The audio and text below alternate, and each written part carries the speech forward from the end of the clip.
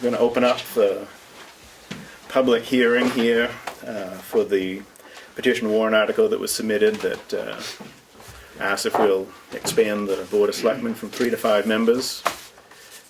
We'll open it up for public comment. That's really what the hearing is going to be, is public comment from you folks.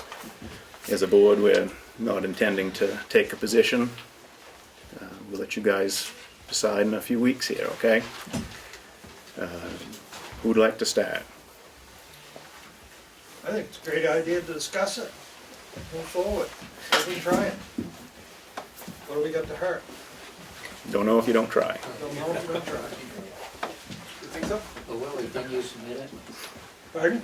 Were you one of the? I was one of the petitioners, So yes. why don't you explain to us your thinking? My thinking? Well, been all night? Yes, actually, I don't. We're cutting you off at good. 6:45. That's the end of it.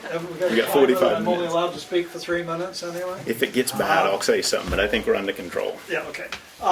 No, my thought on it is that, you know, we've got a 3-member Board of Selectmen, so if you take the principle of 3 members, you have only one other person you've got to get to agree with you. If you have a 5-member board, you have to get 2 other people to agree with you, and therefore it's twice as difficult to go ahead and do something without having good thought through and having 5 heads at the table to make a decision. I feel is probably better than 3. You know, there's been comments made that there won't be anybody sign up for the job. Presently, the job is a little bit overwhelming because there's only 3 of you. So if you spread that out, you're almost doubling your manpower to do the job. You know, it's us as citizens' responsibility to support the selectmen, whether there be 3 or 5, and also to hold them accountable, whether there's 3 or 5. That doesn't change. But it's also our responsibility as citizens to participate in our government. If we want to be governed by other people, that makes us lemmings. So I think having 5 people is worth a try. If it doesn't work, we can go back. Nothing says you have to stay with it. So that's, Could you state your name, please? My name is I'm Pat. teasing you, Pat Farley. Okay. Interesting because of this question. There was a Lakes Region Planning Executive Board meeting a week ago. Can you And- speak up a little bit? Thanks. Okay, I'll try. There was a Lakes Region Planning Commission Executive Board meeting last week. And what we do at the end of the meeting is that there are 12 of us. And that we kind of go around to say whatever the board issues are, and, you know, what's going on in our town and so forth, which we pick up some interesting information that way. So I thought, okay, there's a lot of different sized towns and cities that are here. And I said that our town is considering having, and there's a issue, a warrant article, that's maybe being presented regarding expanding from 3 to 5 selectmen. And I really would like your opinion, because there's a lot of different sizes of towns and whatever. And it wasn't unanimous any way or the other, but the bigger cities and towns said that 5 is really good, because they have thousands and thousands of people in them. It seemed as though the small towns all said that they one actually were at 5, and they've got a warrant to go back to 3, because it happened that they found that when there were 5 and departments were assigned to them, more so, that it got to be very micromanagement of those departments when there were 5, and in a more biased way or whatever. And it's almost as though if there were fewer people in a town, that 3 was adequate, and yes, you did need 5 if you were bigger, and that's all. But I just thought it was interesting to hear it was really a balance of not just us, or not next door, or whatever, but a wider range. Okay. Rosalind? I'd like to hear an explanation of how the terms would actually be arranged. So now it's 3-year terms, and every year one person gets elected for 3 years, and then it starts over again. So how does it work with 5 people? well, it's done by statute, and the statute says if a town votes to enlarge or decrease its Board of Selectmen, the change does not take effect in either case until the first annual meeting following the meeting, so it would be next year. If the town votes to enlarge the board to 5 members at the first annual meeting following the meeting, the town shall elect 2 members for 3 years and 1 member for a 1-year term. At the next annual meeting, 2 members shall be elected for 3 years. At the next following annual meeting, I lost my place, sorry. Need bigger glasses. At the next succeeding annual meeting, 2 members shall be elected for 3 terms, and at the following one, 1 member shall be elected. So you'll elect 2, 2, 1, 2, 2, 1. That's how it would work once if it rolls into what you're doing. And Willie, can you just clarify, all those are 3-year terms after you get past Right. the initial? Right, get past the initial stage, it all it's all becomes 3-year 3-year. terms. Thank you. John? I've had experience as town manager with both 3 and 5. When I started in Sunapee, it was 3. There was an individual who wanted to be on the board and could not succeed in being elected to it. So he got a petition for the 5, and he still did not succeed. Did he try for 7 the next time? Didn't say I'm running. It's, I think, just like the form of government, whether you have a town manager, or administrator, or whatever, it all depends on the people who you elect and who you appoint, the selectmen appoint. They can work beautifully either way, and it can work very poorly either way. So I think with a 5, you might get somebody else a little more willing to run on the basis that he or she does not have to be there every meeting, that they feel a little more relaxed, and more relaxed to the extent that their vote, as Willie was saying, is a little more diluted. So I do not have a strong opinion one way or the other, and both can work. It might be a little more paperwork on making your agenda or whatever, but Will there be 2 extra copies every meeting? yeah, precisely. Did you have something? Are you done, John? Yeah. Did you have something else, Rosalind? Yeah, because if the idea is that the 5 members don't need to go to every meeting, that's not a positive thing in my view. I mean, the whole point of having 5 members is 5 members should be coming to all meetings except for some few emergencies that come up. I don't disagree with that, but I'm looking at 2 members sitting here now at a 3-member board. Right, and I know, in like April and May, I have a couple of emergencies that go about 7 innings, so these things happen. What have you got, Becky? Well, I think if you go to a 5-member board, that you should be able to cut down your office staff in the office, because there are 5 members there that can be looking into stuff instead of having an administrator. So I guess the guy that I'm looking at is it to go to 5 members and still need a town administrator, which I don't think you do. There are many small towns still that do not have town administrators. They only have a 3-select board with an executive assistant. And they seem to manage quite well. So if we went to the 5, I would see decreasing what you have in your office for administration then, because you have 5 members that can now handle the work. Or 5 who can. That's the degree of running for selectmen, I guess.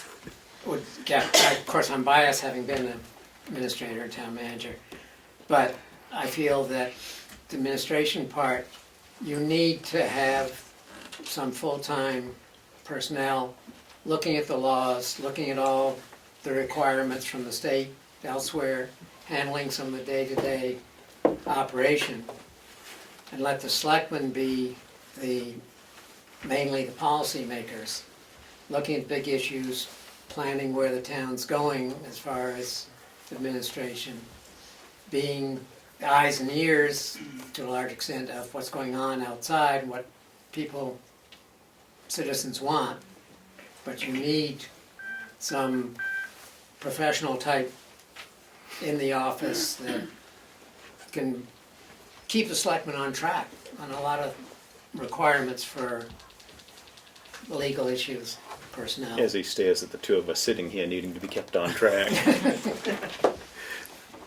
I already got you once, Becky. I'll come back. Katie, what have you got? I was curious if you up at the table there could tell us to what extent the workload is growing over the years. You don't need to comment on whether you need 3 or 5, but is there more expected from Concord and just more to do for the town as we grow? Yeah, really, Darlene could speak to that. I mean, the volume of stuff, on the state level and so forth, changes in RSAs, there's a lot, and I'll be the first to admit I'm fairly insulated from it, because we do have, competent staff in the office. They keep track of all that. So that's why I say they can give you a better answer, but I know that if we didn't have full-time staff in the office, I don't think I'd be doing this. Not for $3,000 anyway.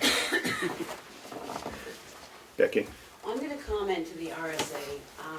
The office help is not held responsible for what you do in regards to RSAs, so no offense, as a select person, I would think, to protect yourself, you would be looking up some RSAs, because it's a very easy thing to do. They're online, they're on computer, you can get them for anything that you're discussing in town. So to say you have to rely on office staff to keep you on track and in regards to the law, the selectmen are the ultimate body that gets hung by the law. So I would suggest that if you have the right set 5-person board, you will have people on your board that will be willing to look into the RSAs to keep you safe and sound as a town.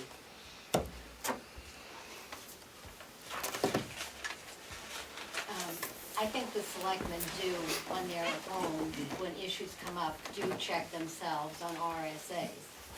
I don't think that that's what they were referring to as the administrative staff. The administrative staff performs entirely different duties from what the selectmen do. It's 2 separate functions entirely. I wonder if you think Yes. it would be helpful, those of you who are selectmen, to be able to divide the work among 5 people rather than 3? I mean, do you get just snowed under by what you have to do and kind of wish there were 5 of you doing it? I suspect you're going to get different answers from the 3 of us. Steve's older, he's got a different life than I got a kid, I got all this, so it's hard to say. It would vary from selectman to selectman, or selectwoman. Just like anything in your life, it's different in your 40s versus your 60s, your 70s, and even if we trick somebody younger in their 30s to doing it too, it would be different for them. So. David? I read Willie's article, whatever, somebody, can't remember whether you wrote it in the paper, Willie, or somebody interviewed or you or something like that. I read it, but he hasn't convinced me yet, put it that way. I guess I'm on the side to not do it, but at this point in time, but unless somebody comes up with a really reason that battles my... Well, we've still got 3 more weeks. Damon might talk to you again, Willie. You can sway it. Do we have any more comments? David? I don't really have an opinion at this point, I'm still thinking about it, but the one thing I would note is that with 3 selectmen, if you really are adhering to 91A, you can't ever talk to one another except in the meeting. Right. I'm not entirely convinced that always happens.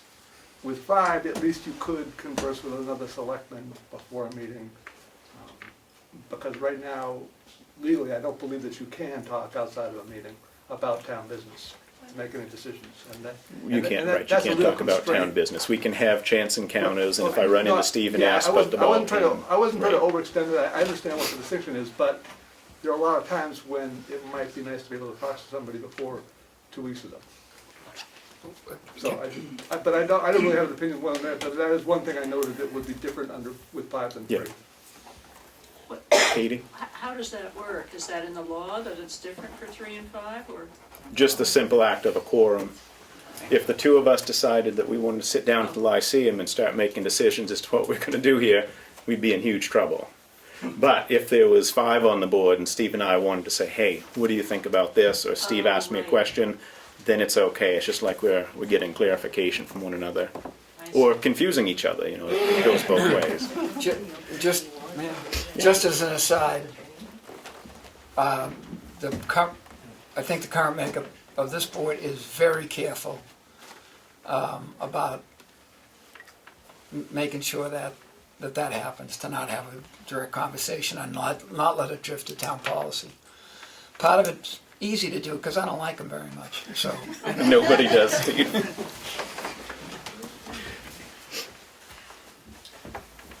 Willie? I'll make another comment. One of the things that I found, you're one of the younger selectmen that have been here for a while, and one of the things we have a problem in this town is the young people aren't becoming involved, and they need to become involved, but I think a lot of them would look at, well, gee, do I want to run for selectman? Well, that's a pretty big job, I better wait a while. And they wait, and they wait, and they wait, and they wait, and they wait, and they don't do it, and if we can have more people going through being on the board, maybe we'll get some more experience and longevity experience that's important. You know, I mean, the board can change pretty quick with 3 people, really. 3 years, you can change it right completely, but if you've got more, you have a more stable board, I think. And the advantage, I know when I was on the board, there were a lot of times it would have been a real big advantage to be able to talk to another selectman and say, I'm thinking about this, but I'm not quite sure it lines up and works. Can you give me negative feedback, positive feedback, any feedback? Would be helpful before you present something to the whole board. And, you know, you've missed something entirely that if you'd seen it ahead of time, would have made the whole thing a better policy. So that's part of where I see it's an advantage in several reasons. And getting young people involved is important. I mean, This is just a mechanism question. Is this gonna be on the ballot Tuesday or an article on Wednesday? The ballot. The ballot on Tuesday. Yeah. So there will be no, so this is really, This is the formal discussion. discussion. Yep, This is that dabbling in the SB2 thing. okay. Rosalind? What happens, so if it passes that the town decides to have 5, what happens on a year when there is nobody who's going to run? So now suddenly you have 4. Or 3. Well, or 3. Well, 3 would still work because it's still an odd number. What happens if there's 4? you could have 4. You could have 4 because if you have 4 and 2 vote this way and 2 vote this way, it doesn't pass. But the remaining members They, would appoint, they We could. appoint if someone to they so fill it. choose to appoint someone to fill a position. Oh, you can, that's Yes. an option? Yeah. Well, Could you state your name, sir, so we know for the record? is that, if there are only 4, I mean, on the school board, if we don't appoint a 5th, then the selectmen can appoint a 5th school board member. I mean, we need to have 5. I'm not sure if the select board will work the same way, if you could just go for a long time with only less than your 5 without appointing anybody. We have occasions when we only have 2/3 of what we're supposed to here and Well, that's present. present. Talking But, you know, about I appointing. would, again, Willie can probably speak to this, he put the article out. but- If for some reason a board member, a 3-member board resigns, Yeah. moves out of town, Yeah. dies, Yeah, the remaining 2 appoint. right. If someone resigns, moves out of town, they have no say in who is appointed. It is the 2 members that are Right. left. And But is there a requirement that a 3rd member be appointed, or can the 2 No. just do it? I do not believe there is. Don't Okay, that's my question. quote me on that, but I don't believe there is a requirement that the board has to appoint someone. I mean, in theory, if someone was going to resign, the ideal time to resign would be prior to an election, just prior to the election. Prior to the filing. You know, so the filing period, thank you, that's what I was trying to say. Prior to the filing period, so someone could file for the position. But if it's, you know, a week afterwards, you know, then the other 2 can decide if they want to be a 2-member board or not. Well, my concern, I mean, I like the idea of a 5-member board. I think it makes sense. I think it puts we have 5 on the school board, I think it works well. You can have a lot of discussion and different opinions, and you can be 2 against 3, you can all get along. It's not quite the stress of 2 against 1. But my concern is, are we gonna be operating with less than 5? We have a hard time filling any of the positions. I know the planning board right now is going with a write-in for one of their seats in this election. So that would be my concern, is that even though we would, if we move to the 5, can we really find 5 people to serve? Yeah, I mean, I'm not going to speak to the pro or con of going to 5, but I think Willie touched on it a little bit. We're opening it up. There's 2 more slots. Yep. Maybe the more opportunity, the more people will come forward. I'm sure at the start of it, the novelty of it will get some people out of the woodwork. And with more spots, people might see there's less chance of losing. Right now, we have 1 spot come up, and if 2 people want to do it, they know one of them's going home. But yeah, I don't know. I'll let David, then I'll get you again. I'm now questioning whether you're gonna get the other 2. Maybe, as you say, the first time maybe be all right, but I know I've seen the different selectmen for longer than most people here, and sometimes it's a really thankless job. I can realize that, I've seen it, and it all depends if you get the right person that can take that, kind of let it go in one ear and out the other or something, but I question whether you're gonna get to, but maybe you can. Well, appreciate you recognizing there's ups and downs to this, but we do the best we can. John? Going back to the question of replacement if somebody resigns, I think that the statutes provide that a citizen can petition the Superior Court if the 2 remaining or the 3 remaining, or whatever, selectmen don't appoint, that they can go to Superior Court and petition for appointment somehow or a special election, I'm not sure which. I think it's for an election, isn't that what it is? Yeah.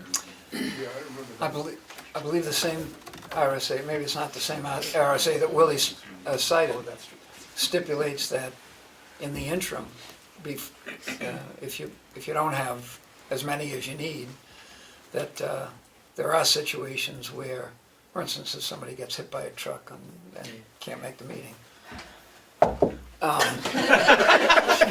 Look both ways, Steve. A former selectman can be appointed to sit, vote, participate without much at all. It's sort of a pro tem situation. I don't know, I think you're stretching on that one. No, I think the court, if you have a 3-member board and for some reason 2 people, were traveling down to Concord and got wiped out, I think the court could appoint a former selectman to sit, maybe, but I'm pretty sure I read I don't know. today in the basket about Everybody's sliding away from you, Steve. We're not sure of that. sometimes I make things up. It's worked all my life. So. Say it 3 times. Bloody Mary, Bloody Mary. Do we have any more comments here? Cool. All right, I'm going to close the public hearing and move into our regular selectmen's meeting. And that'll thin the crowd out a little bit.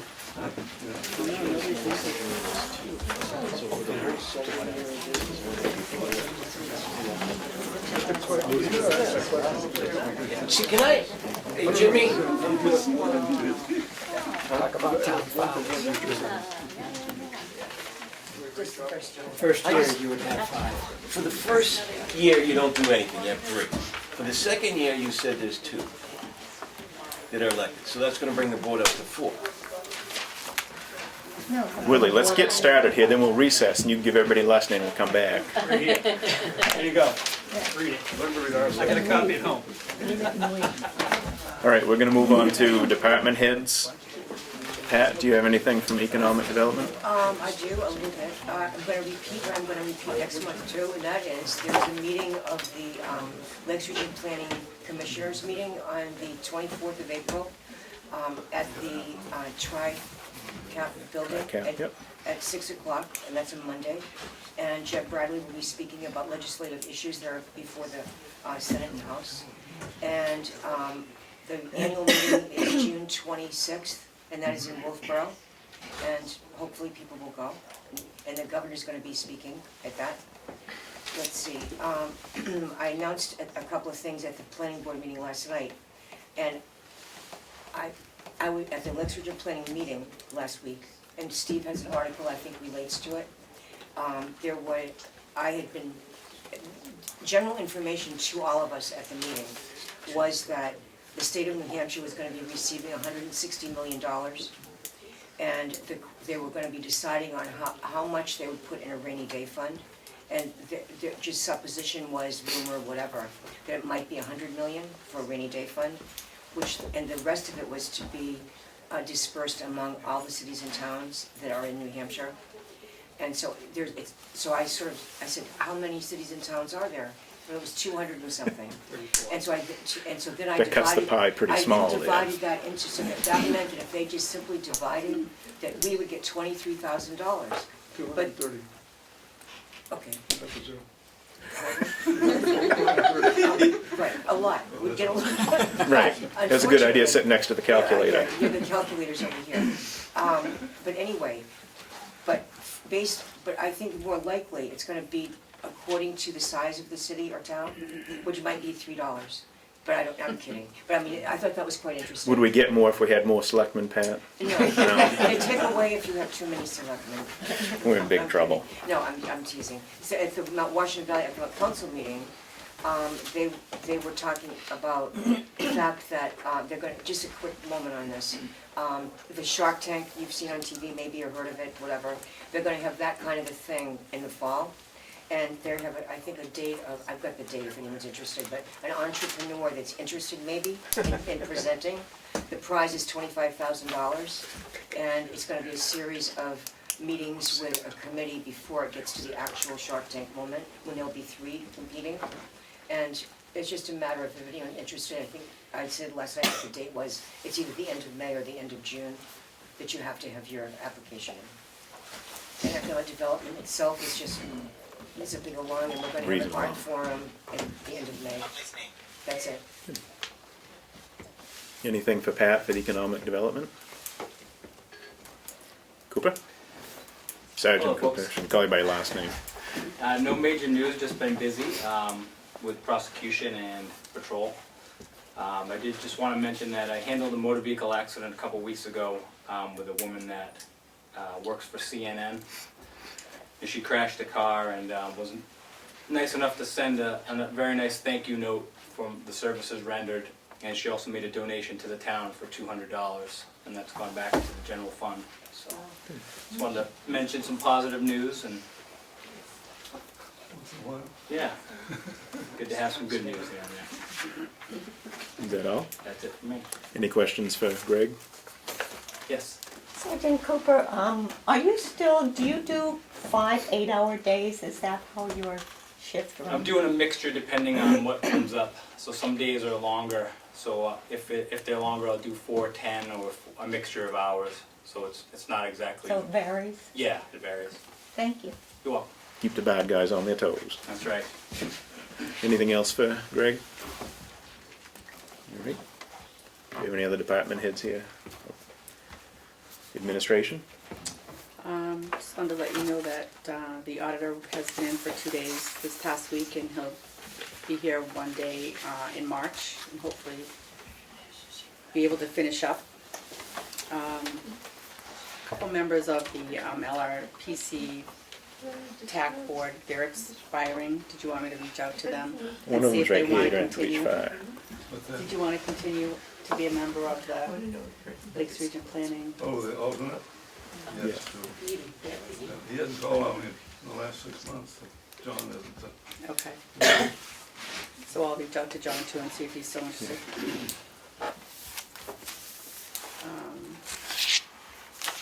The rep was in from Arma Networks, and Steve and I spent a couple hours listening to his suggestions and what they feel is urgent need for the computer situation in the town office. Not computers themselves, the infrastructure. You see how many we have? He did. We have said it. Anyway, and so he did go over, things are quite old, and I do have a report if you'd like to look at it. So he made a list of what he'd like to see us change now, or complete now, or update now. Things can wait. And so he's gonna come back with some firmer numbers.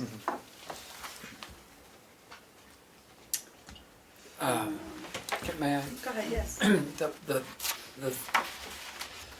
The analysis of the system was thorough, and I mean, I'm in over my head on this, but it was thorough. And first things first, his recommendations for what he and his company determined urgent corrections were a firewall, one would think, backup, and some switching that can monitor stuff, all three security systems. And although, you know, it's going to be an ongoing process to bring the system up to date, those three things I hope that we can find funds to do sooner rather than later. We have those things except for firewall, but they're old and inefficient. Or single, for instance, we have a single backup with no, almost everybody runs backups to their backups.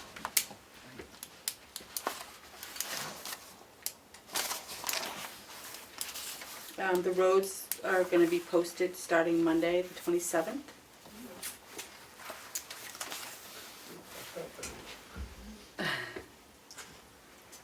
And we do have some money that's been left on account for assessing cards. That we're not charging for those anymore. So I'd like to reach out to these people and see if they'd like a refund, or they still want to keep it on account for when and if they make copies. If they do, yeah. Is that all right with you? I think that's fine. Do you have an opinion, Steve? I think it's a good idea, and if folks would like their money, I think so that too. would At be least they should have a choice. nice. But it's been a good 9 months now that we've been not charging, so Yeah. that's all I have. Okay. And can we file that for the next meeting? Because I do have a couple questions before we do it. Okay. Nothing else administration-wise? Thank you. Cool.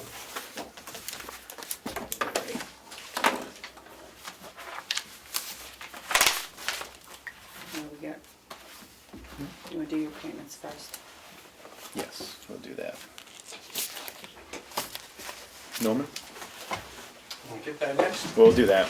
Well, Let you I'm get out gonna of here. need to eat up some of your time here this evening, so I've got a fair amount of ground to cover for us. Primarily updates, but also a request. Starting on the update side, we have completed a negotiated contract with the selected contractor, Ambrose Brothers. That will be signed this Tuesday. Okay.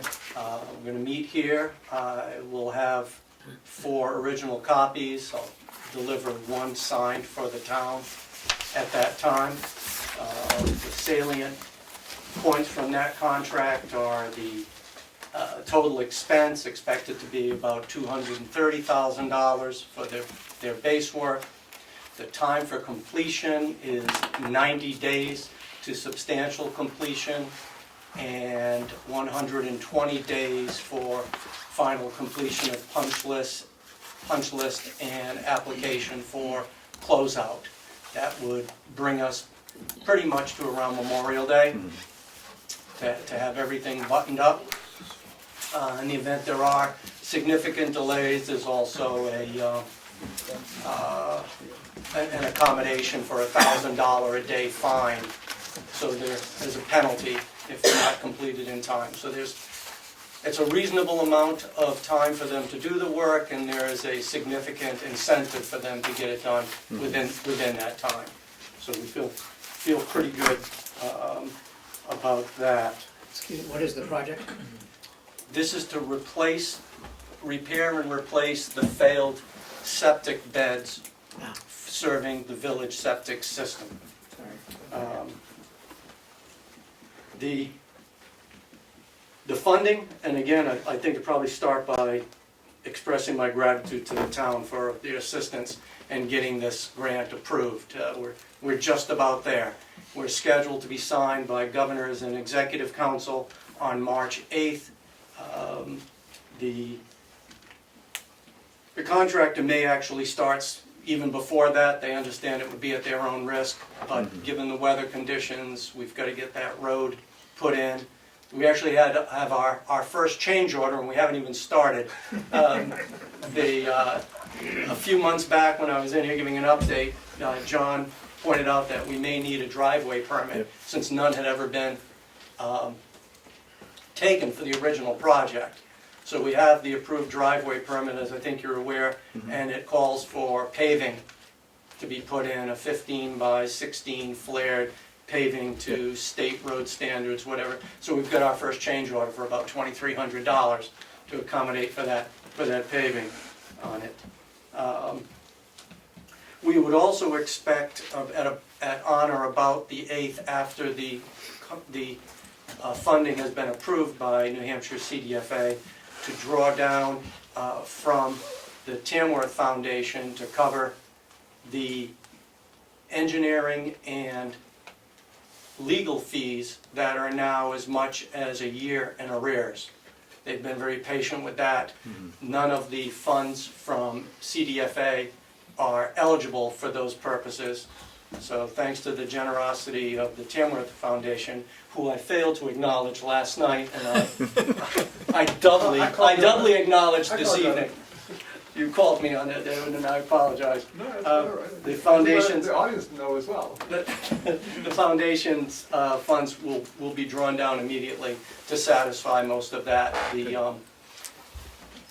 The Village Association has expended approximately $44,000 over the last year of its own funds, advancing on whatever engineering and legal fees it could cover until we exhausted the account. Couple other things. We've reached an agreement in principle with the Remick Foundation to purchase the land upon which the septic beds are located. That's actually a big deal, and while I'm thanking people and we're taking notes, I'd like to acknowledge the generosity of the Remick Foundation for making this land available. They're transferring it to us for $1, and although the land really cannot be used for anything else, transferring it to the TVA as opposed to having it being encumbered by this easement makes things so much easier. There's been numerous times in the past where interests weren't perfectly aligned, and even the simplest of tasks became more cumbersome because of that. And having the association own the land upon which the beds are placed certainly streamlines it. We can move, we can respond faster, and I think that it will definitely benefit all parties, not just those in the village and those who are connected, to have this what I'll call the streamlined arrangement. We were okay by the planning board, as you're probably aware. We hope to meet tomorrow morning to finalize purchase and sale deeds and those other documents. But I believe we're just about there. Other news is that the Village Association will be holding its annual meeting on March 25th. You'll be receiving the announcement shortly, given the fact that the town has buildings on the system. But I would distribute to you this evening in advance some of that to give you a heads up if I could. And I'm going to walk you through now, with your patience, on some of what we'll be covering. There has been a lot of progress in the last year. You know, the TVA has reconstituted its board of directors after nearly 4 years of dormancy.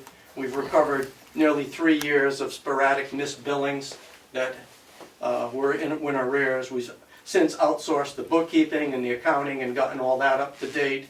We've passed bylaws which had never been adopted in the 17 years. We've restored regular meetings and memorialized everything with meetings. So we've tightened a lot of that up. We've identified the system failure.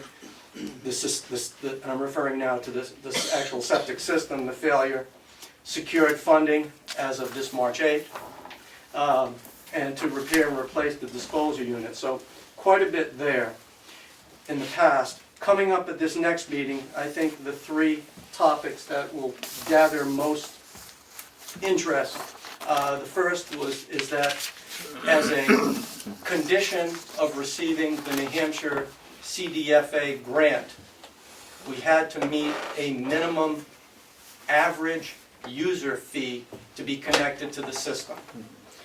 The historical rate up to this point had been for an average home $344 per year. The CDFA requirement was that the minimum needed for that average home needed to be $456 per year, or approximately a 32% increase. So effective on the second quarter of calendar 2017, April 1st, the rate will go into effect for all users. And what we've done is, since for the average home it represented a 32% increase, that same 32% increase was levied upon all users regardless of their volume. It seems to be the most equitable way.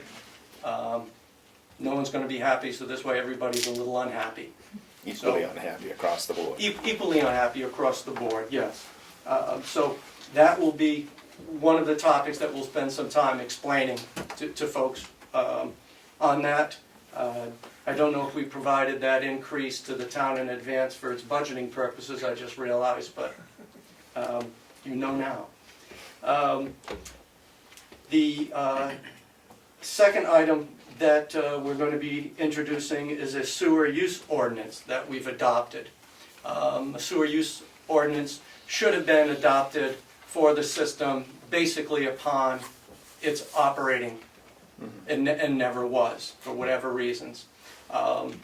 We obtained a model sewer use ordinance from New Hampshire DES that they recommend for all private as well as public systems on there. It's quite extensive. It's about 160 pages long.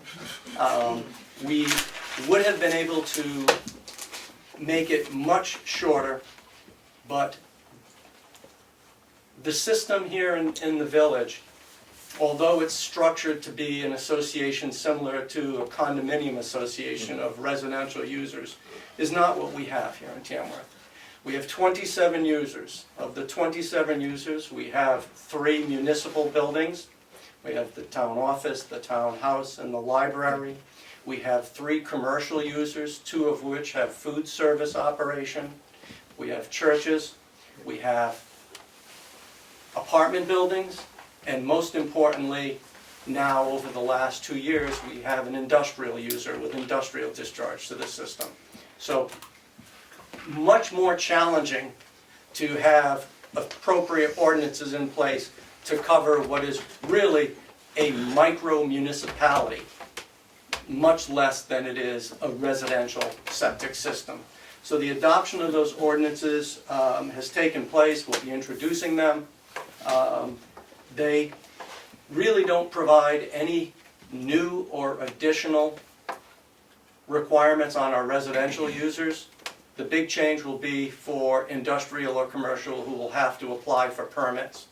And all of those permits and application forms are also supplied as model New Hampshire DES. We're not reinventing the wheel.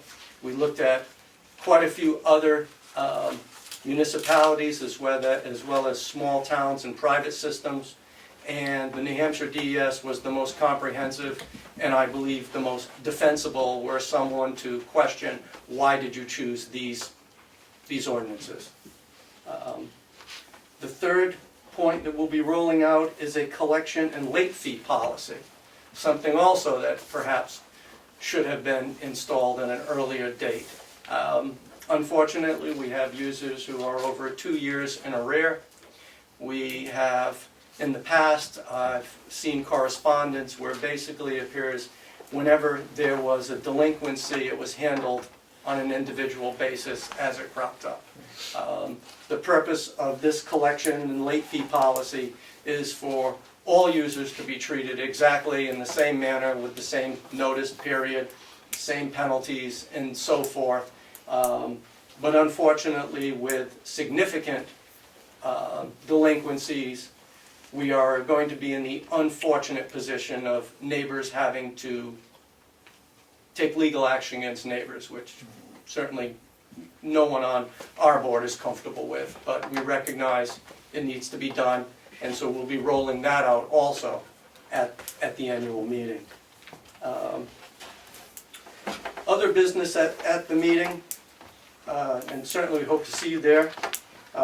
We are going to have election of a director. We do have a vacancy, and given the earlier discussion we just listened to about the difficulty of finding suitable candidates for town-wide office, you're going to find some of my comments pretty familiar. I think one of the lessons learned from 17 years of the existence of this system is that with only 27 users and fewer than a dozen of them being owner-occupied residences, the pool for potential board members who are interested, willing, and capable is pretty small. The vacancy that we have coming up is Katie Thompson's. After 17 years, I guess Katie's looking for early release based on good behavior. She escaped before I could get that in there. But my point, I think you understand. It's very difficult to pull together a qualified board for this. We've seen what happens over 17 years trying to maintain a qualified, active board of unpaid volunteers to oversee basically the village community septic system. We've seen the consequences of not having adequate oversight. Basically, and I'm not casting blame here, I'm just pointing out facts. I wasn't here 17 years ago, and probably most folks here weren't completely aware of what was going on. But $500,000 was spent to build a community septic system, and again, it was then turned over to an untrained, unpaid, volunteer committee to oversee this.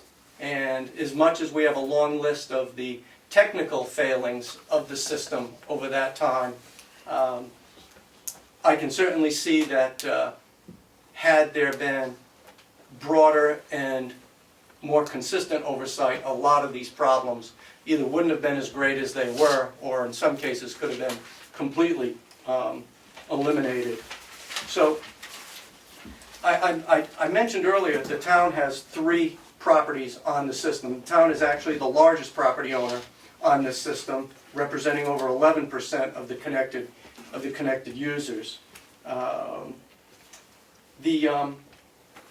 We've been talking about this at the TVA board now for the last 3 months, and it was a unanimous agreement that we believe the village, the town, and the association would all benefit by the selectmen authorizing one of themselves or a representative to accept the nomination for the open board position.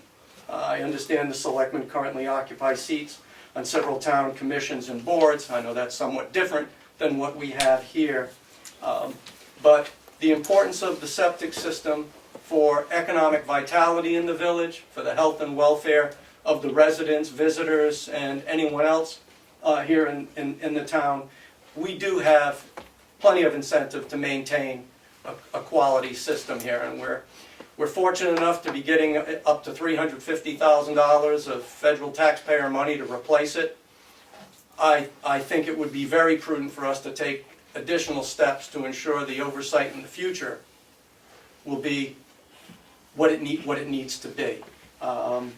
If the selectmen don't have the time to personally undertake one of these seats, I believe that Mary Cronin at the library would make an excellent alternative. I've spoken to her. She would be interested if she was authorized to do so by the selectmen as a town employee. The town library is, I think I've used this expression before, the canary in the coal mine. The lowest toilet in the system is in the basement of the library, and when it backs up, that's the first one to go. They don't hesitate to tell us. But it would also provide, I believe, a channel of communication and information to the selectmen and to the town in general about the condition of the system and any issues that are developing before they get to the tragic condition that they have up here in the past. So my primary goal would be to, as I said, to see if the selectmen would accept a position on our board. I certainly believe that it's proportionately representative. I think that a level of qualified members on the board could really be a benefit to all of us. I don't know when I could expect an answer on this, but I'm more than happy to engage in this conversation for any other information you think is appropriate. So, If Willie's motion was on the ballot, we could amend it to 15 selectmen and fill this one with no sweat, but you know, correct me if I'm wrong. Nah, never mind, my wife will do that.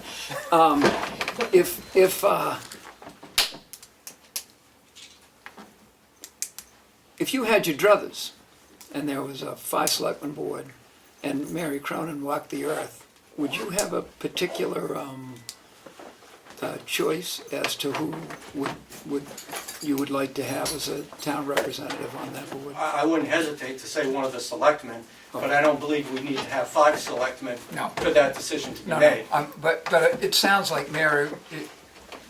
I was providing a escape route. An alternative solution. I just understand how many other boards and commissions that the selectmen need to attend. You're only in one place at one time.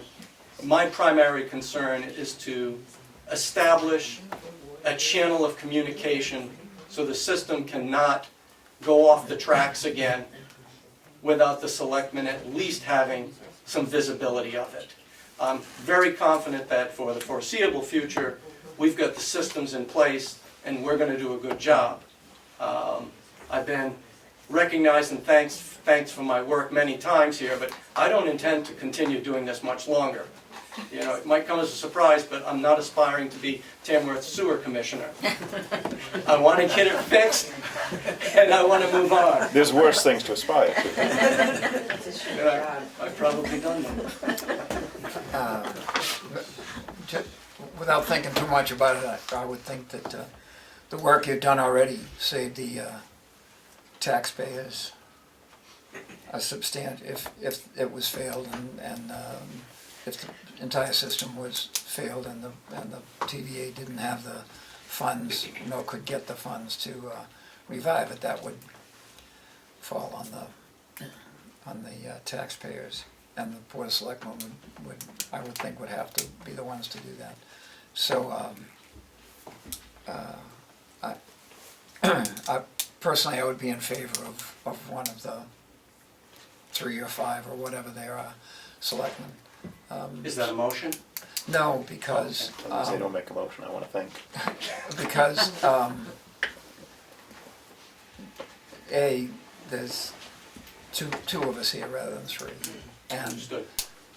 There'll probably be a change in the makeup of the board come March 16th and or 15th or whenever it is, and it shortly thereafter, the 23rd, it's been the tradition, as I understand it, that they parcel out assignments for the selectmen, and I don't know, I would not want to speak for somebody who's going to be in that position, although if it came to it and there was a motion to vote, I would vote that somebody do it. Right, you know, I'd echo that sentiment. I mean, you guys are meeting on the 25th. 25th. We'll have a meeting the 23rd, which is a week after elections. We'll know who's in, and at that point would be when we, you know, decide on our assignments for committees. But I'm certainly, you know, as one vote, open to considering it. I see where you're coming from. It's something we use here in this building, so, you know, to do that, or perhaps, you know, con Mary into doing it so there is a contact for the town, I think is value to that, and we should consider it. I appreciate that. I will be persistent on it, you can count on that. We never see you at these meetings, so it's hard to keep up with you, Norman. All right, yeah. Dan's good. Dan? I'd like to make a correction there, Mr. Gray. It's Sir. not probably, it will be. Well, That has to be. right now, there's three of us, and I can count to two, but I'm. You said there'll probably be a change. Come the election. To the grumpy Not to guy in keep the this thing back. going, but I got a couple of questions. One All right. is this gonna be of no expense to the town people? Right. No, because we're a user. For users. Number That's, two, the expense is gonna be when we use it, but the project is covered through the. other than the user fee, correct? Correct. Okay, the other question is, what if this thing doesn't pass the town meeting night? Is that not a warrant article? Is there not an I'd article like on? to think that we'd be able to get that through What because if the it funds are doesn't? secured. Then they find another alternative. If we can If get it it past the did grant, not- we're not gonna You're get signing 350. papers March the 8th. We would, the governor and council will approve this. If it's not approved by the town, I guess that would put us back to where we were before we identified the grant, which is the TVA will file for bankruptcy, the system will be shut down by New Hampshire DES because it is in failure, and we can figure out how we get 27 porta potties in front of each of the buildings in the Thank you. village. Becky, I'm not trying to be flippant, that is It's okay, though. that is where we will go. You can be flippant on that one. That's two questions I had because I have been around long enough to even know when the system went in, actually. One, you're not metered sewer, so you've got commercial paying the same price as homeowners, paying the same price as town and everything? It's a graduated assessment similar to the water is because there are normally not meters for septic. It's almost always using the same meters as for the water supply.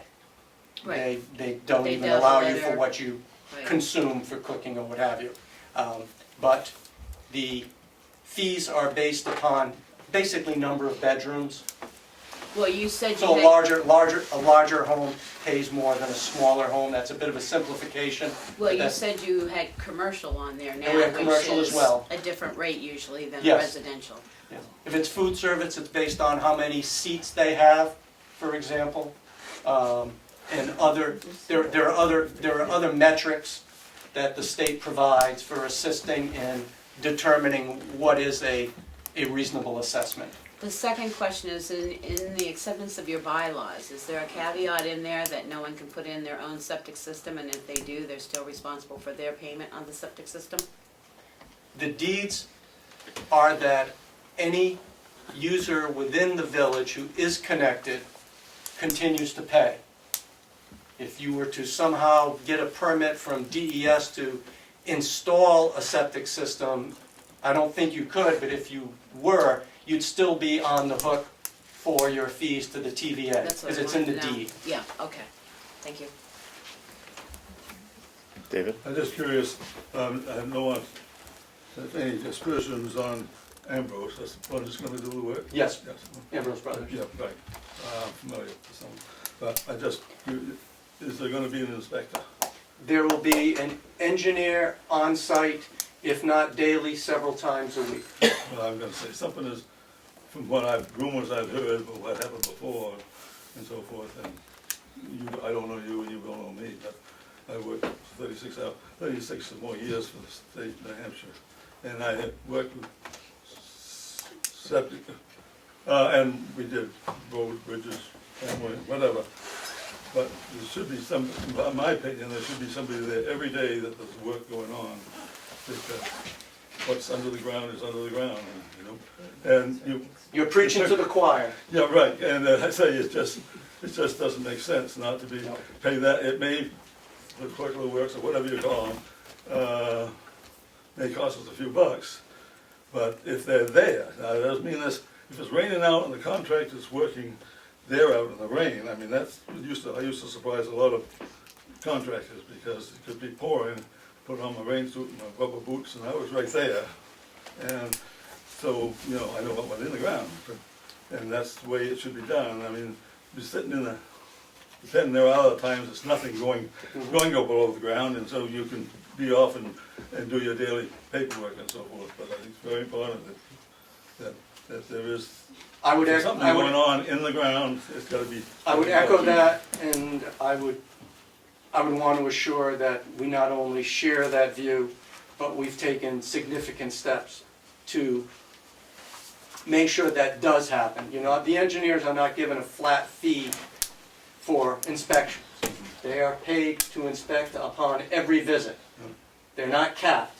So they certainly have an incentive to be there every day as the work goes in.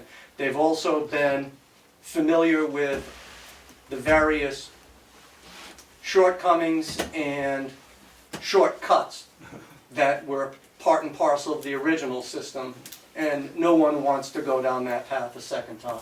So I can tell you it has our full attention, and I think we have a pretty skilled team on this. I hope so. Thank you. Anything else on that? David, you've got questions or statements on preparation of budgets? Right, I dropped off a couple pieces of paper last week.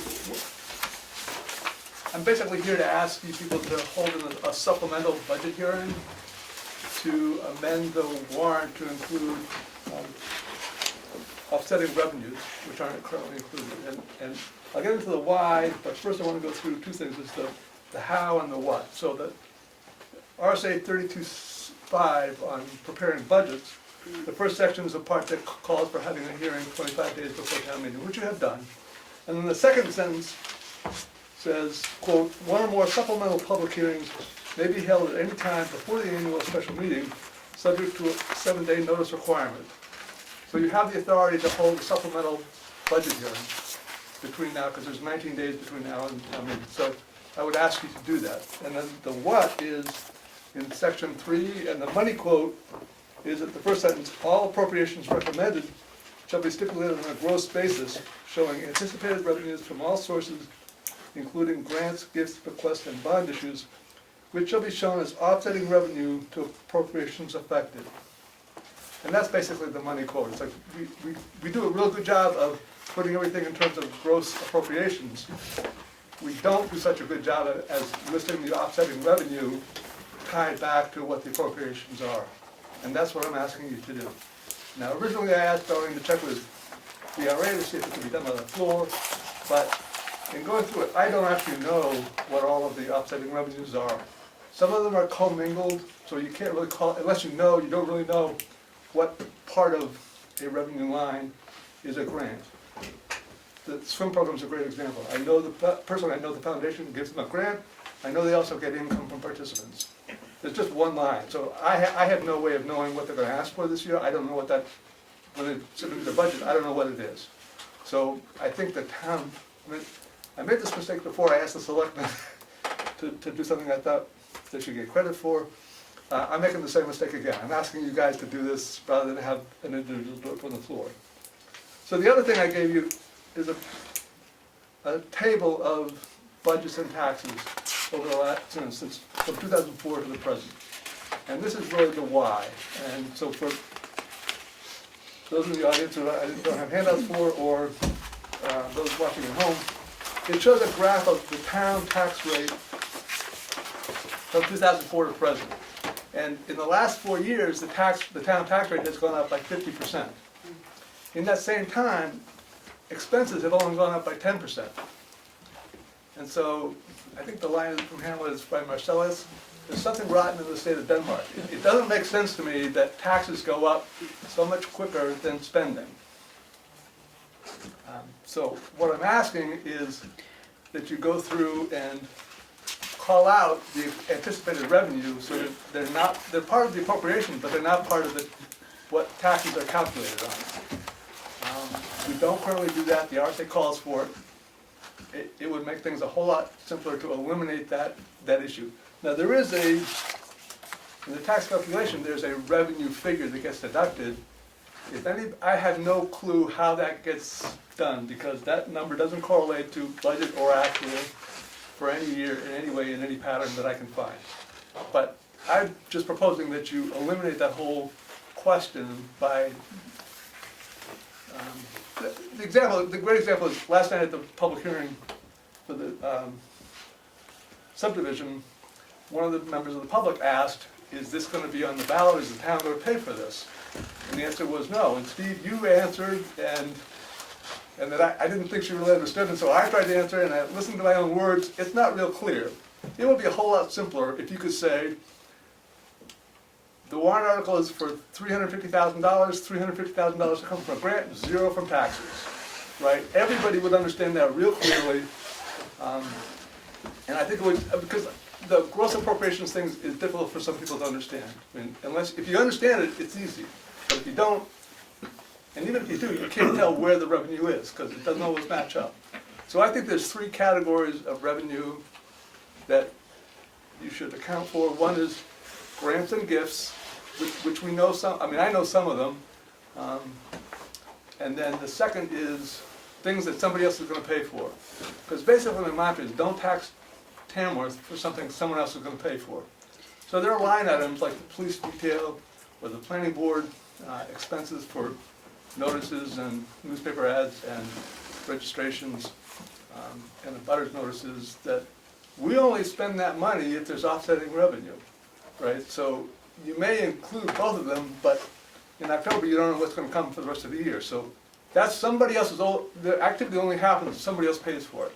So that I would think you could deduct. You don't expect the taxpayers to pay for any of that.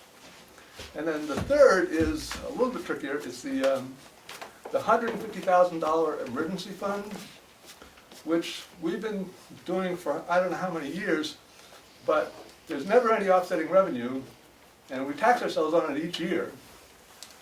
And I would think that if you just say that's taken from general fund as opposed to taken from taxes, it would be the same difference. But I don't think we should tax ourselves on that every year if we never spend it. So that's my request, is that you have a budget hearing between now and town meeting and address some of these issues. Because I think the law requires that you do include it that way. Becky Mason would. Becky. That's the other thing I was gonna say, because inquiry goes, DRA goes on your annual need of revenue taxes, whatever, to bring up the tax. If you are including your grants and offsetting gifts and donations, then the town is paying taxes on that if that's how that's being submitted and not subtracted out. And he's right, the taxes have gone up. The taxes have gone up considerably to increase the revenue without a corresponding increase in expenses. So somewhere in the figuring, and I'm sure Darlene can contact DRA and they'll work it out, because I know many places list other revenue, or if you've got, I'll give you an example because I'm in the health industry. You get paid so much for a bed in the hospital. If it's a Medicaid bed, you get paid less. There are co-payments, so you know that you have to subtract that out. You have to bill it at the proper rate, so you bill $300, but you know you're only gonna get $225. You take out the co-pays before you calculate your revenue. If you're not, you're oversetting your revenue amounts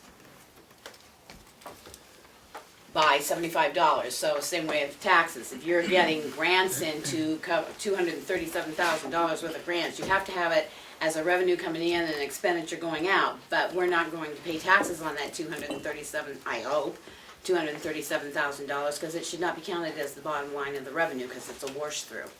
It's money that you're being given to spend out on a specific project. And I do believe DRA requires those to be separated out so that your town revenue and expenses is clean, not inflated by what you're receiving for grant monies. Let me, some of the stuff that you and I talked about yesterday. Number one, the street lights at work and they just go off at 11 o'clock. They're on timers, not sensors. And that's when we got done with your meeting last night. Two, I came up with three things, but only three things about the tax increases. Number one, we spent some stuff, bottom line. Two of those 4 years were revals, where many of us saw our assessments reduced. In fact, the assessed valuation of the town was reduced. And, I'm not big on finance, but I understand when my assessment goes down, my tax rate goes up, and many of us paid about the same amount of money immediately following the reval, because the tax, you gotta pay the bills.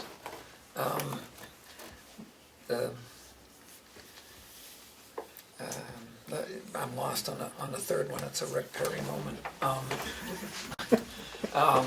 Well, Steve, I do list the valuation that was used in the tax calculation, and it has been going down, but by 4% over that period, not to account for a 50% increase in the tax rate. So I did include that figure so Okay. for comparison purposes. Fair It's enough. not, it doesn't, I mean, it does vary some, but it doesn't vary enough to make sense of what's happening. I'm also given to understand that the tax rate is set based on estimated revenue, because the tax rate is set, accounting to set the tax rate can't be December 31st. That's too late. So it's done in October. And estimated revenue in October is, I would think, closer to reality. Case in point, the tuitions, or the cost of putting my grandson in swimming lessons in Tamworth. Well, to estimate the revenue before the program starts up, and how many, or at least an idea of how many students you'll have at $10 a head or $15 a head, isn't anticipated and shouldn't be anticipated. And to even estimate it at that point based on last year is it's inaccurate. So to label that anticipated, that particular thing. I wasn't suggesting that I was specifically suggesting that you separate out the grant from the participant I'm revenue. with you on that. And, Right? and I understand. And I'm not suggesting that, but right now you can't, because there is one line for revenue for swim program. Right. And that's what I'm saying, the requirement is to call out the grants and the gifts. I mean, I know part of the family day expense is someone donates money for fireworks. I don't know what that is, but it's commingled with other revenue. So my suggestion is that you call out the ones that you absolutely know, somewhat, no one in Tamworth, but the Tamworth taxpayers are not going to be paying for that. I think it's, And that's not currently done, and the RSA calls for it. I think it's absolutely reasonable to anticipate the grant money in every case, and that would be a reasonable thing to do. I don't know if we have to change the form of what's been produced already. Maybe an addendum to that would, after a meeting, would do it. But besides the grants, to estimate, to label funds anticipated. For instance, the mailings, etc. That's the case in the planning board, because if you have $6,000 in postage, you assume you're going to get $6,000 back, except, that's a pass-through. You're going to have the applicants pay for that postage. But that's a pretty squishy figure, because what if you have phenomenal number of applications one year or exceedingly low? But if you remove them both from what's going to be taxed, it doesn't matter what it is. That's my whole point. There's some things you know someone else is going to pay for. Take them out of the equation of what the taxpayers are going to get charged for. So, And if it's wrong, it's wrong. It balances because it's wrong on the income, it's wrong on the expense. It doesn't really matter. That's my point. It's like if it's a wash, exclude it from what goes into the tax calculation and what goes into the revenue for that tax calculation. I mean, if somebody has an explanation for how you come up with that revenue figure, I'm all ears. I can't find any other explanation for why the taxes are going up so fast. I could be well wrong, and I'd be happy to be disproven, and somebody else has some explanation for why our taxes are going up disproportionate to the expenses going up. That's what I'm trying to do. I'm trying to eliminate the variables that the RSA calls to eliminate, and then we see where we are. And maybe it's an answer, maybe it's not, and we have to keep looking. I don't know. The third thing, and I'm with you, we spent money. Number two, we handle. Number three is the percentage of unallocated funds at the end of the year. What do you call that? Undesignated Undesignated fund balance, which is specifically to be used, as I understand it, to lower taxes. We're carrying a higher percentage. I was taught that the state recommends between 5 and 17%. And we're running 13% and have over the last 3 years, not run that as low as we did in the first couple of years I was here, where I believe we ran 6.5 or 7% at least one year.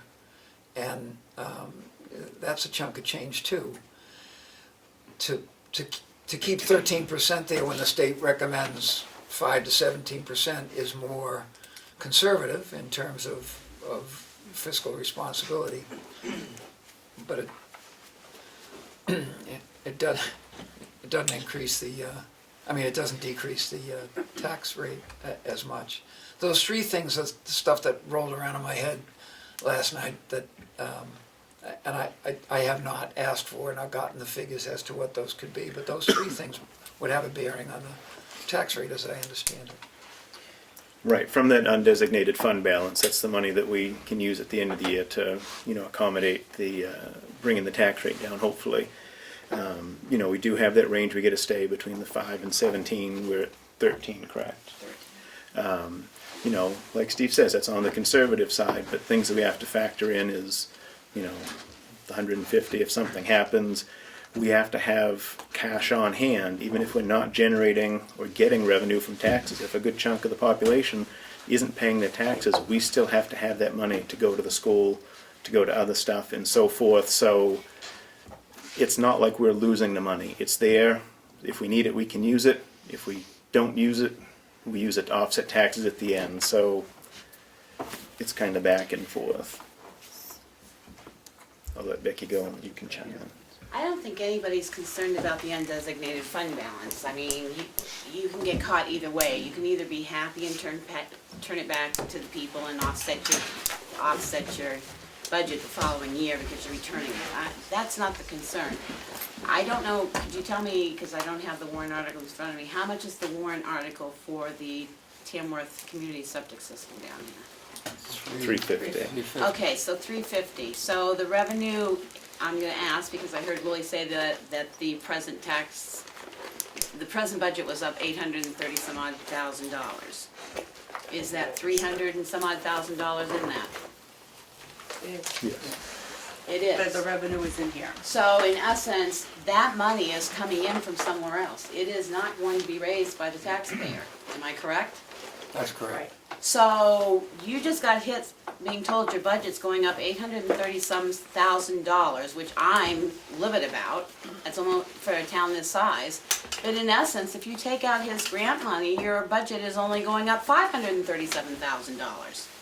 Because you're not going to pay taxes on that money. We're not gonna pay taxes on that money. But the way anyway. it's in your budget, it shows that you're raising it as revenue and you're going to be taxing people on that, is what we're saying. No, we're not. No, we're not. Because when the tax rate is set, the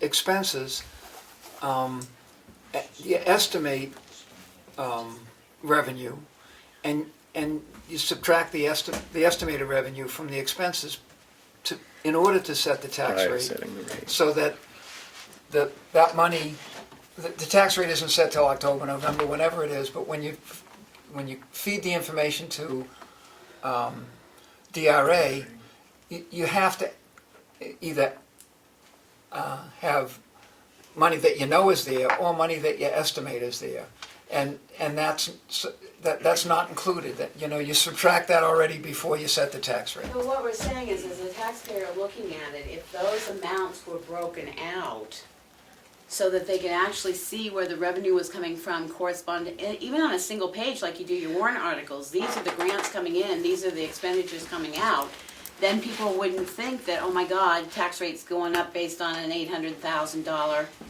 increase, because it's not truly an $800,000 increase. Right. So I think that's what I was looking for, just like your warrant articles. If you could pull out the ones that you definitely know, not the ones that may or may not be, but like he said, even billings that you know you're gonna get paid for by the people that you're dealing with, then you get a truer picture of what the taxes are, what we're being taxed on in the town of Tamworth, basically. And how much the tax rate is actually going, what it's based on money-wise, what it's going up. I'm with you.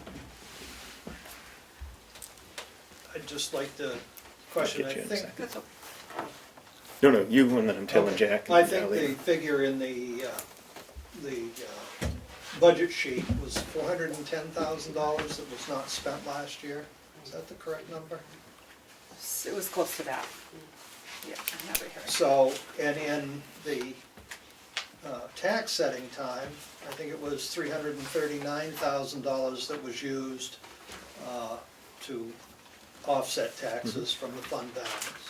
But then there was also added an overlay of 68,000. I'm using round numbers here, Yeah. not down to the penny, obviously. So, in doing that, it appears to me that we're $270,000 was basically offsetting taxes, and yet we didn't spend 410. So we appropriated for the full amount. Our actual expenditures were $410,000 less. We only used $339 to reduce the taxes, and then you had the overlay on top of that. It raises it back up. So that, you know, I'm just trying to picture how that actually works in line. Jack? Okay, let me just say this. When it comes to setting the taxes, let's forget about valuation. David's already said it's gone down slightly, but nothing that can, you know, account for what we're talking about. So there's three pieces that are used to set the taxes. The budget that will be passed, you know, at town meeting. Revenue, which at this stage of the game is very sketchy, I understand that. And the big thing is that undesignated fund balance. That's the key, and that has a following year effect.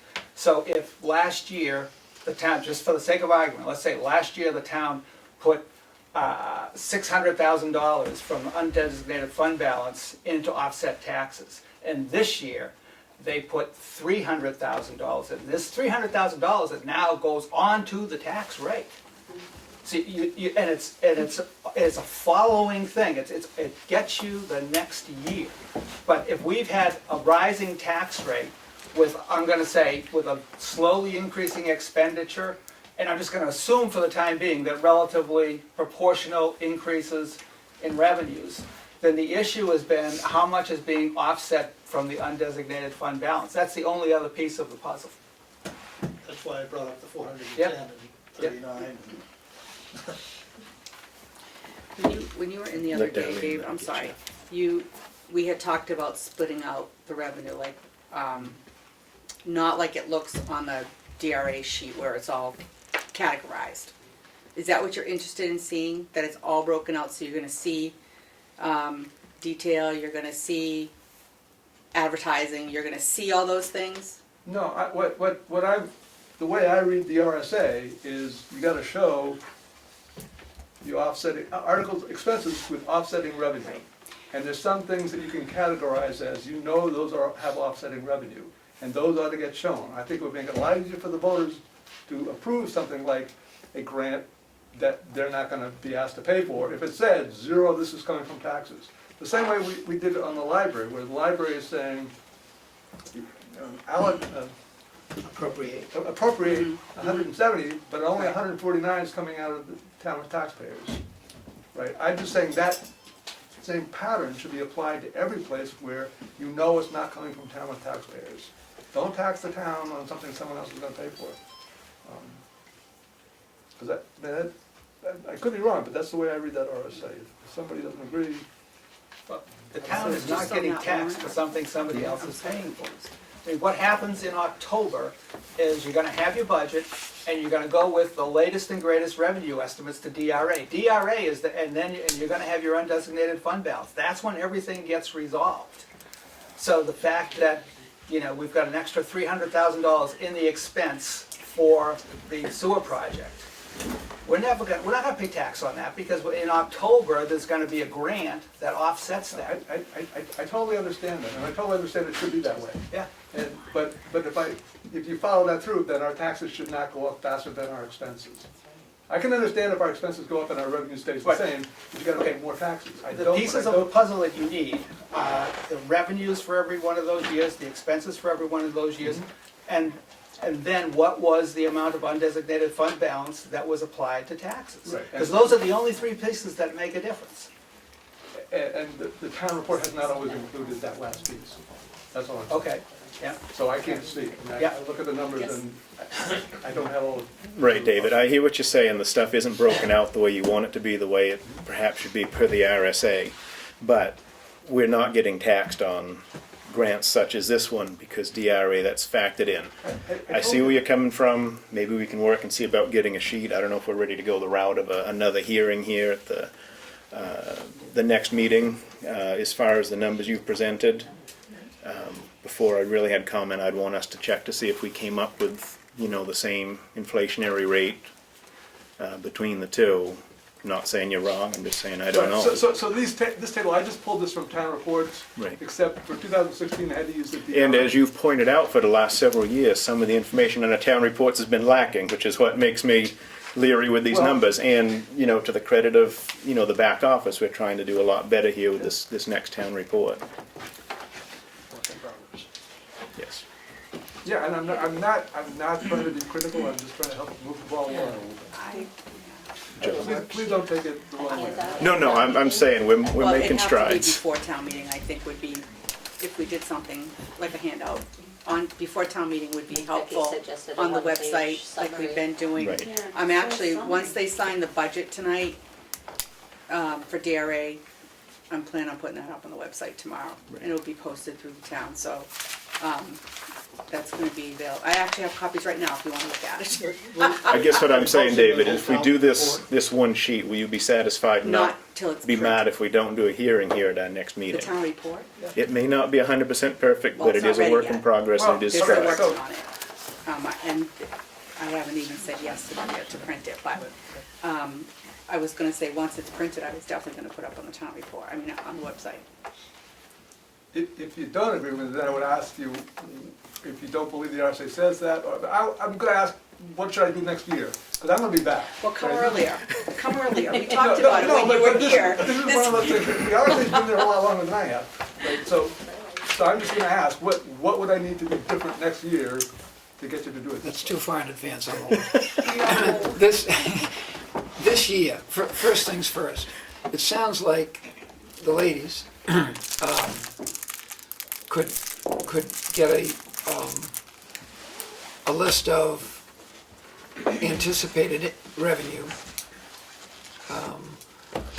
coupled with particular warrant or particular budget items. Would that meet the informational part of the problem that you're seeking straight away? I know I'm obsessed about this, but I think it ought to be in the warrant. I think the warrant ought to reflect this much money is coming from someplace else and this much money is coming from taxpayers.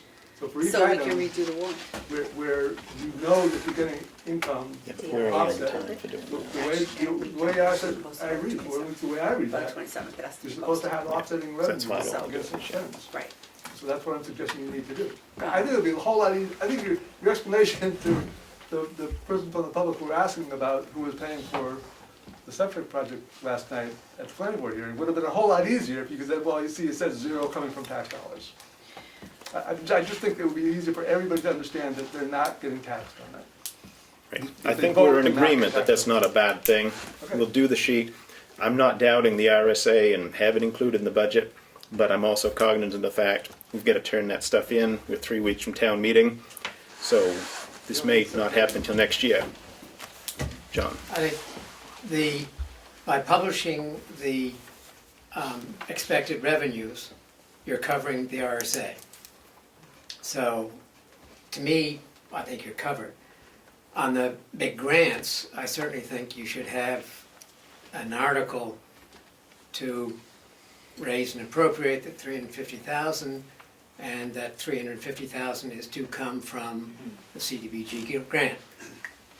And that should be in a separate warrant article and whatever.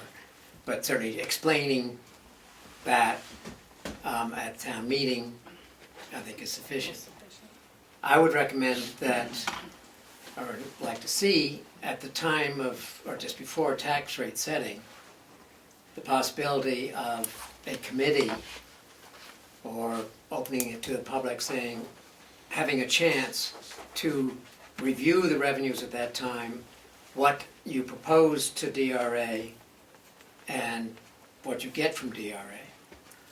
And I would like to see, I always, and I'm 10 years or 12 years out of being in the government setting tax rate, but I would work with the selectmen and saying, okay, here's what I see as revenues and what the proposed, my proposed tax rate is, and then go and work with DRA to come up with that, not just saying, okay, DRA, what's our tax rate?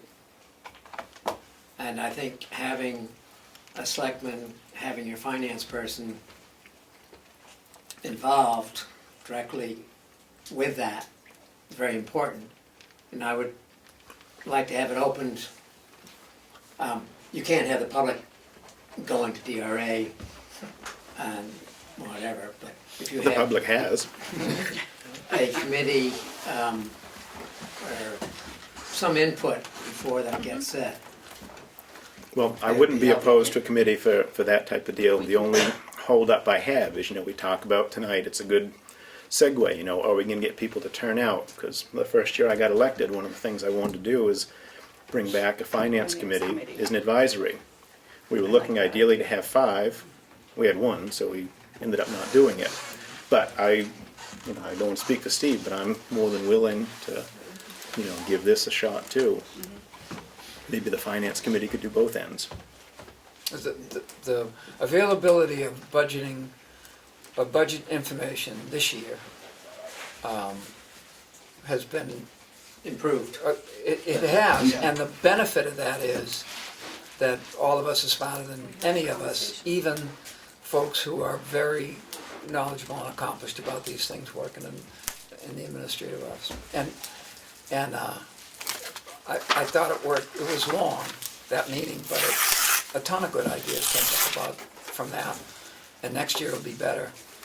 And I can find no reason not to do that.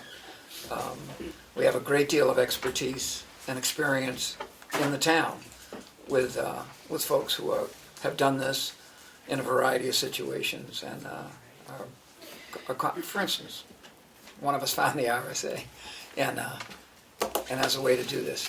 So David's question about next year, I would think that would be, folks could come up with a plan for budget information prior to the budget hearing to do just that, as long as it's capable of being done.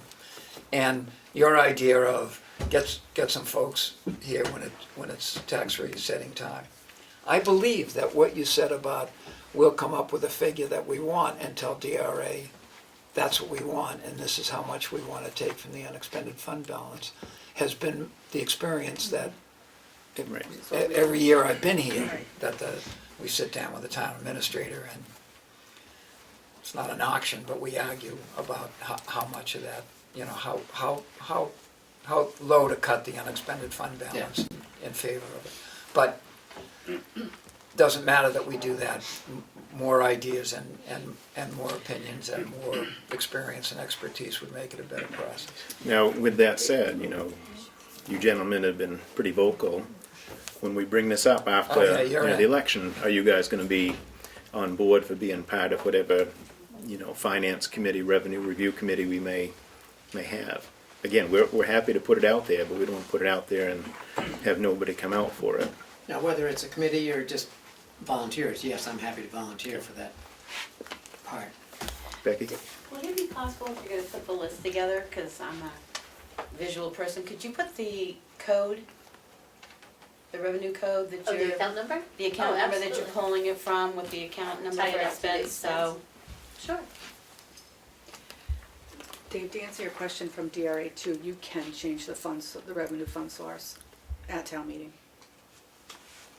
So you could amend So the you can article on amend the the article on floor the to floor. say that Change in the, the planning change board, the source. $1,300 is coming from taxation and the rest is coming from fees. yes, Mhm. yes, you can. But the total amount appropriated is $9,135, whatever. You can do that on the floor. Yeah, great. I just, as a point I of just, earlier- I didn't, I just found out, so I knew you were gonna see it Thank you, tonight. that's good news. I don't know what all the gifts and grants are. Right. I know anecdotally, I know some of them. Yeah. I don't have a way of. I don't think there's as many as you probably think there are, and I No, know no, 350 is a I big just know one, I get that- that. I just know there's unknown. Right, right. So we can certainly, we'll definitely pull something together before town meeting Thank you. and put it on the website. Are you good with that, Kathy? I don't know if it won't be this week. I think the only thing that I'd like to qualify is that our revenue in past years, to be able to look back and see the actual detail, it's difficult to pull all that line by line. I don't know that I'd be able to give you exactly, this deposit came in from this person, but I will say that going forward, we have a new software application that we will be able to do that with. Once we get it up and running. So again, what I can glean from the reports for prior years, that will be time consuming, and we do have to accomplish our audit. I certainly am not looking for that. Okay. You had something, Norman? Yeah, I probably should be more familiar with the warrant article as it relates to the grant, but my question is simple and somewhat selfish. Does the language of that warrant specify that the appropriation for spending the $350,000 is being offset by a grant, and that it is not the responsibility of the taxpayer? And how would the taxpayer know that we're not asking them to spend $350,000? It's gonna have to be brought up on the floor, Well, I'm just trying to distill this Right, to my very by selfish the interest. not a grant. That's all it says. It's commingled with something else. And So Typically, we've explained from the front table when Right. there's a grant, that part of this figure is a grant, it's gonna be a pass-through. So we'll be In the past, dependent it upon sufficed. that narrative at the Yes. time?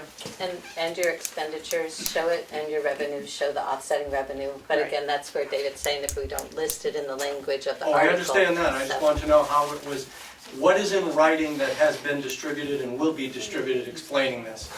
So Not- if the not answer this is nothing, it will be, The article is what. it would be an oral. good question. What's on the ballot Yes. is the 3 to 5 member board, not this one. No. Should be enough to It's on the confuse lots of folks.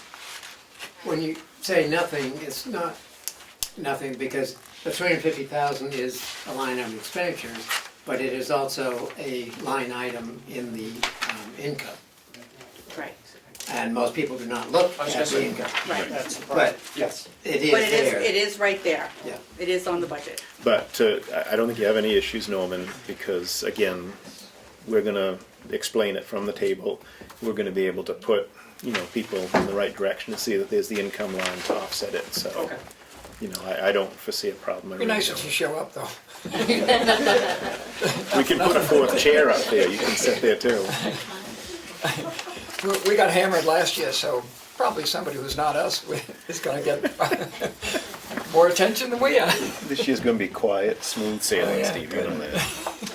Right. That's why.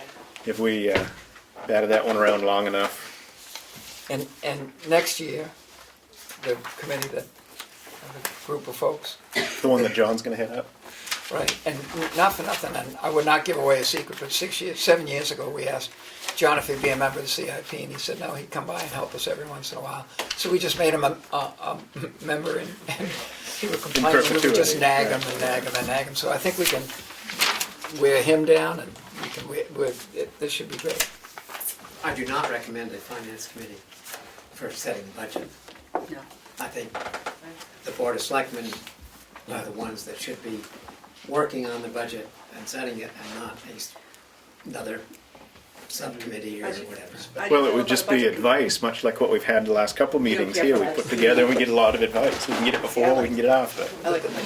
If it's not developed as to the format that offers the most information and the most accurate information to the voter, I'm sure the ladies would, I'm sure that everybody would appreciate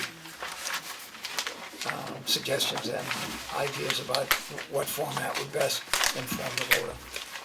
Sounds like following the RSA. That might be a start. We could try something new, David, and follow the law if you'd like. Hey, Work in progress. we're following more laws, so Yeah, and we're doing better. I appreciate your patience. All right, Oh, and we yours. all right, moving on. I have the Selectmen's minutes from February 9th, 2017. Make a motion to approve. Second. It's just getting exciting, guys. I don't know where you're going. Good night. Good night, thank you. All in favor? Aye. Aye. You say aye before I call for it anyway. Okay. All right.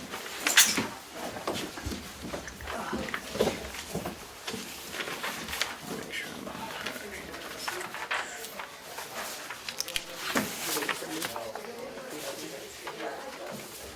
Let me just do something with Greg. You're all set? You want, She needs me to sign something. Oh, okay. oh yeah, that's right, yeah, fine. Can you just take over for a minute? Oh, I'll go online. All right, you can get it, and then also get the pistol permit thing too. Okay. Not that he needs it anymore, but thank you. Sure. There we go. You coming back? Yeah, you want me to? No, it's up to you. We're almost done. I have checkmate payroll authorization in the amount of $30,903.47. Motion to approve. Second. All in favor? Aye. Aye. I have accounts payable in check register in the amount of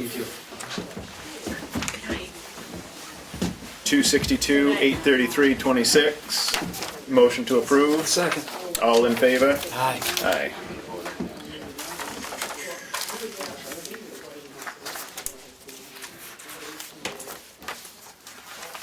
We don't need a motion for No. the Sean Kluke, because we've No. already are on board with that. But yeah, I need you to sign it. Oh, Yeah. he never sent that over.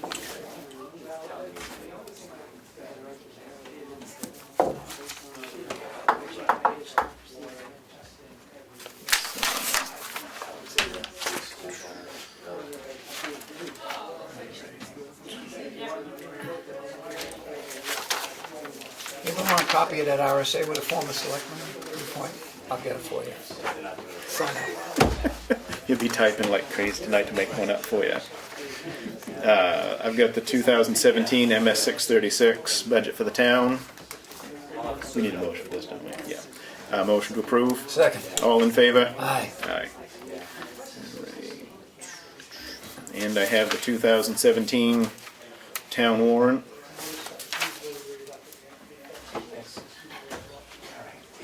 Motion to approve. Second. All in favor? Aye. Aye. Do I sign it? Kathy. Yes. I would have poked you in the eye if you skipped it. That's there.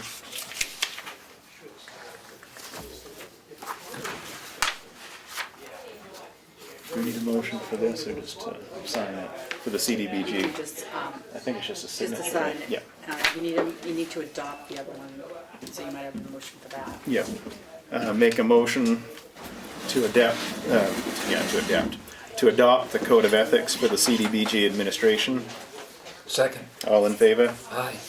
And actually, for the handicap, I can just make the motion to accept that Yep. without signing, okay. Yep.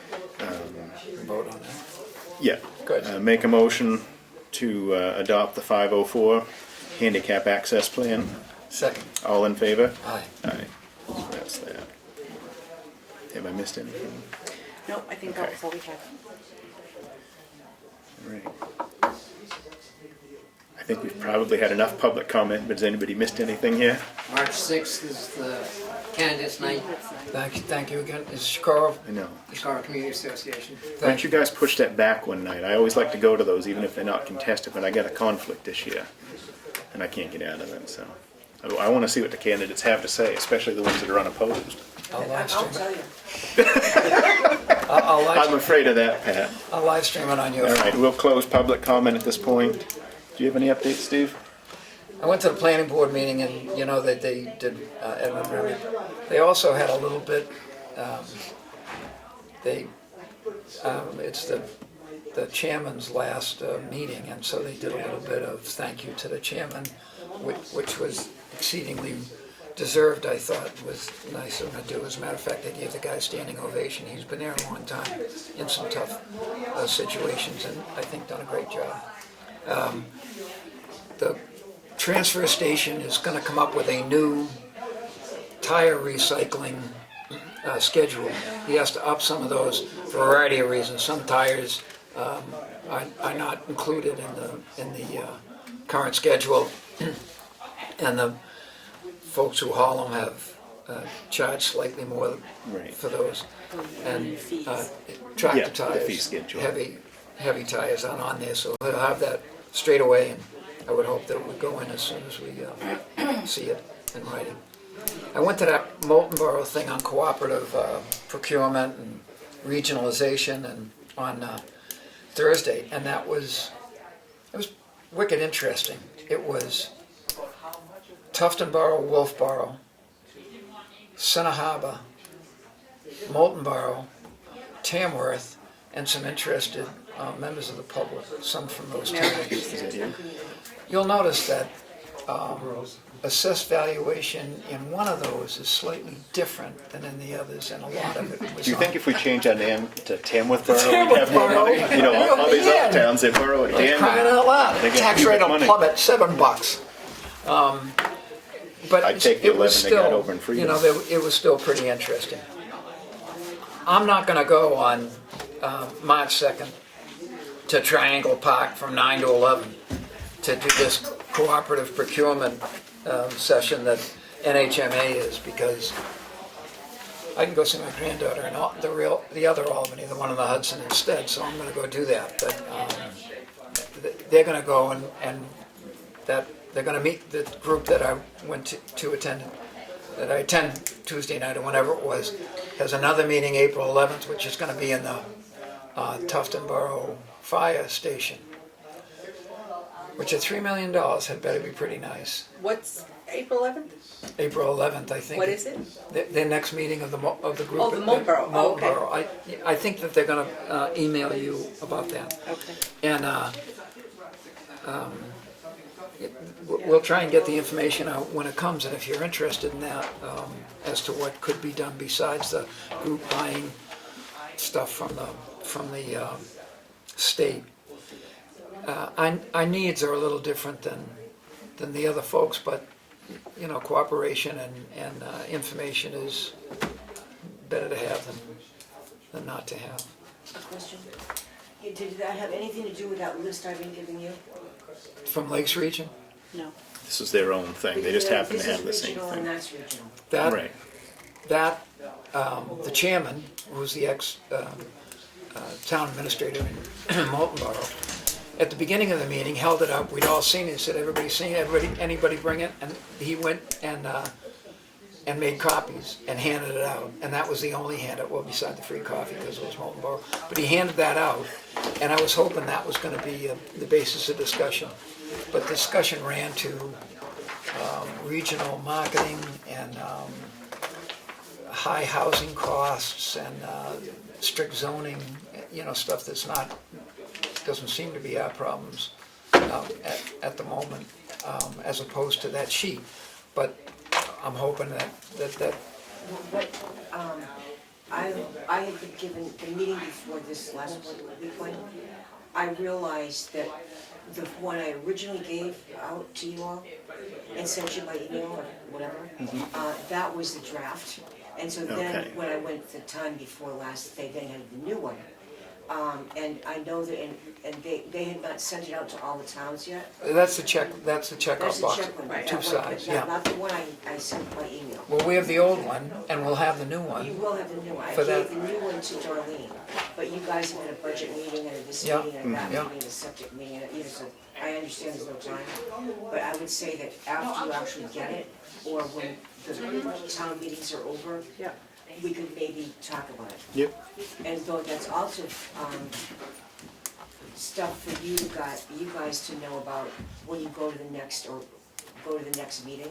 Because there are services that we are a small town, so if several small towns said, okay, it would be great if we had a grant writer, but we really can't afford to have a grant writer. But if 3 or 4 towns got together, paid one grant writer to help them with grants for different things in their towns, that's sharing, it's regionalization, and it's helping everybody do something better.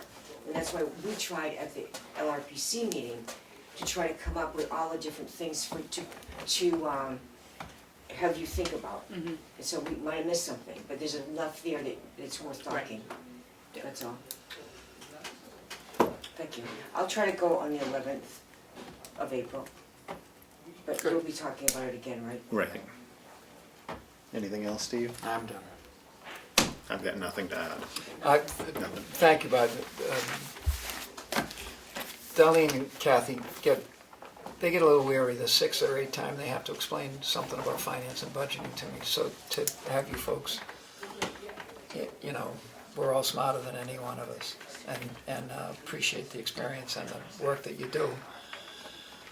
As long as it's no more work for Kathy.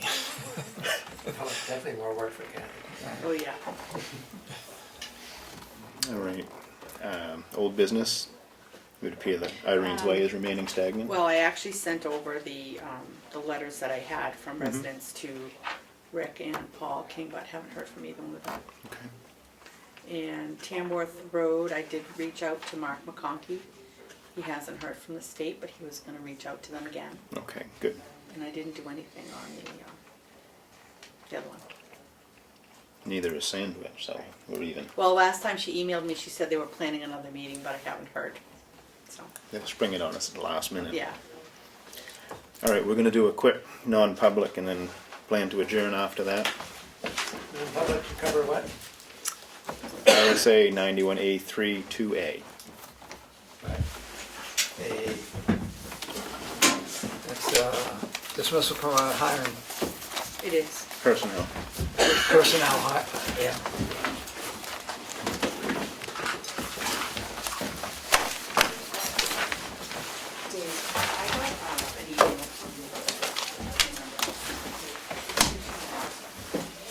Do roll call to go into non-public? We're going to, yeah. Yeah, we'll do it on Yeah. camera here, sorry. Yeah. Motion to go into non-public under RSA 91A3 2A. 7:54, second. All in favor? Gray votes yes. Aye, sorry. That's fine. Becomes old hat here and we assume everybody's on the same page.